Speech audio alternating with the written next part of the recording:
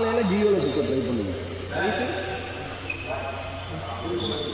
நாங்கள் எப்படி பிளான் பண்ணோம், நான் எப்படி மாதம் ஒரு தடவை 2 மாதத்துக்கு ஒரு தடவை போடுவோம். நான் இங்கேருந்து கிளம்ப போயிடுவோம். மாதம் ஒரு 6 மணிக்கு புறப்படுவோம்.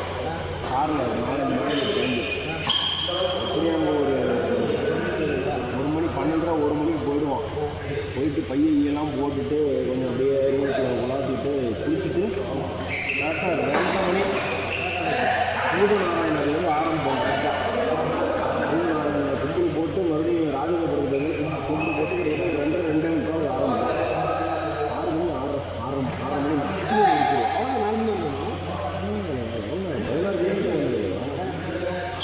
அந்த டைமில் நடக்கிறது ரொம்ப விசேஷம். பிரம்ம முகூர்த்தம்ல உங்களுக்கு 3லேருந்து 5, 5:30 வந்து பிரம்ம முகூர்த்தம் கிடையாது. அந்த டயத்தில் பார்த்தீங்கன்னா தேவர்கள்லாம் வானத்தை சுற்றிட்டு இருப்பாங்கன்னு ஒரு அறிகுறி.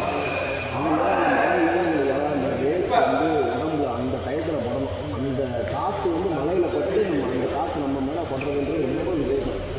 மேக்ஸிமம் 6 மணி இல்லை மினிமம் 7 மணி நீங்கள் முடிச்சிடுவீங்க. அப்படியே ராஜகோபுரத்துலேருந்து பக்கத்தில் ஏதாவது கடையில் வந்து செம்ம சாப்பிட்டு போய் வரிசையில் வந்துடுவீங்க. 4 மணி நேரம் சாயங்காலம்.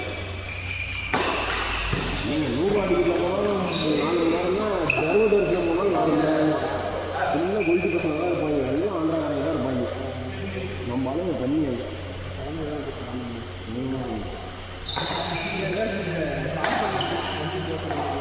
ட்ரை பண்ணுங்க. இதுதான் நம்பி பண்ணுங்க. நாங்கள் யூஸ் பண்ணிக்கிறோம். ஆனால் காலையில் சுற்றுற டைம் காலையில் சுற்றணும் ரொம்ப விசேஷம். இல்லை அவங்க நான் நடக்க 5 மணி நேரம் ஆகும், இன்னும் சீக்கிரமாக ஸ்டார்ட் பண்ணுவேன். 2:30 மணின்றத 2 மணிக்கு ஸ்டார்ட் பண்ணுவேன். அப்புறம்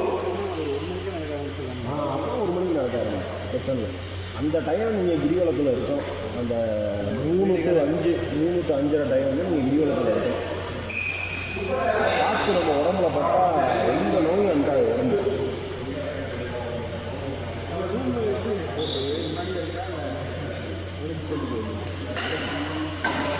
முன்னாடியே புக் பண்ணிட்டு கிடையாது. ஊருக்கு யாரும் விடமாட்டான். தனியார் கூட்டம் வந்து ஊருக்கு விடமாட்டாங்க. நீங்கள் பஸ்ஸில் போகிறீங்க. எத்தனை மணிக்கு போகுது ட்ரெயின் உங்களுக்கு? அங்கே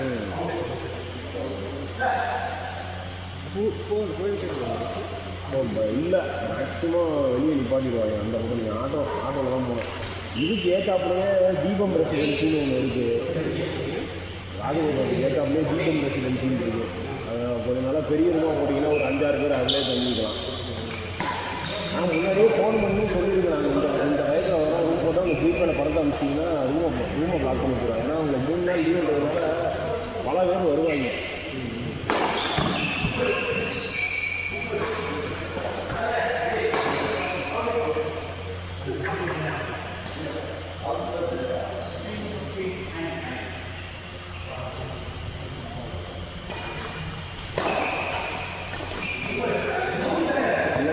நாடார் சமூகம் இருக்கும், அங்கே கூட ரூம் போடலாம். யாராவது சொல்லி ரூம் போடணும். அது கொஞ்சம் சீப்பு, உங்களுக்கு 1000 ரூபா தான் ரூம்.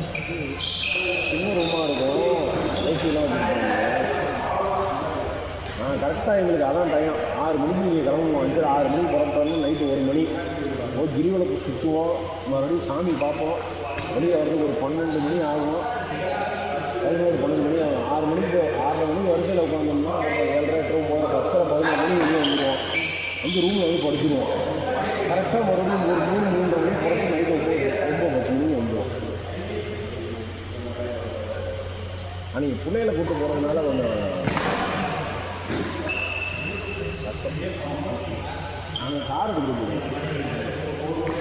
4 பேர் 5 பேரும் கார் ஓட்டுவாங்க. மாறி மாறி கார் ஓட்டுது. வந்துட்டு சாமி பார்த்து வந்து படுத்துவோம். தூங்கியே ஆகும். காலை சொல்ல முடியாது.